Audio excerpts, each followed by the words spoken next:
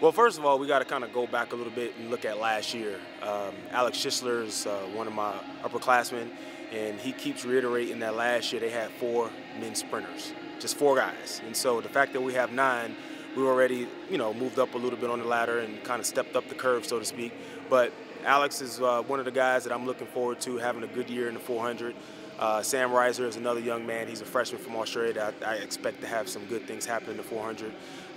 When we look at these short sprints, we're going to start off with Xavier Smith, who is a returning guy who had a pretty good year last year, and he's shocked a lot of people this year in how he's progressing in this fall. Incoming freshman Anton Porter from New York is doing some really good things, and we're expecting some good things from out of him as well. One of the shocking surprises that wasn't really looked at as a sprinter last year is a guy named Cody Minnick. He did a lot of long jumping the last few years, and talking with Coach Kelly over there, when I first got here, he was talking about a guy who might be able to help us in the short sprints, and he's actually doing a really good job, and I think he's going to help us as well. And then, we have a young man who's a freshman, walk on a football team named Dan Jacinta. I'm excited about getting him when he comes out here in January.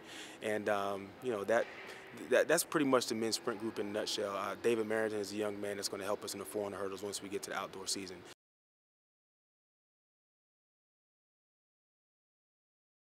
Well, I'm really excited about the win. We have a number of young ladies that were here last year that got an opportunity to get their feet wet. The Big Ten in finals, and as well as some of the young ladies that made it to nationals. Tashina Rhodes and Megan Osborne were on the football floor that made it to national championship last year. So, they understand what it takes, to be successful at this level. Tashina was a finalist in the 400 in the outdoor Big Ten conference championship, and I'm looking for some big things from her. She's looking for some big things for herself, and is a work in progress. We're working on some things, just little things to help her get to the next level in terms of her block mechanics.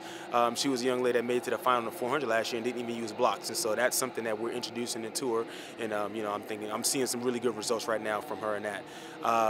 Quinay Dale is a young lady from Detroit who last year didn't have the type of success she expected to have coming to high school with some of the times that she ran in the high hurdles, and she is going to be really, really good for us this year. I'm looking for some big things from her in the 60 as well as the 60 hurdles, and then once we get outdoor for the high hurdles and 4x1 relays, so on and so forth. One of the, I don't want to say a shock, but one of the young ladies that some people may know about and some people will find out about her is Kiana Arbery.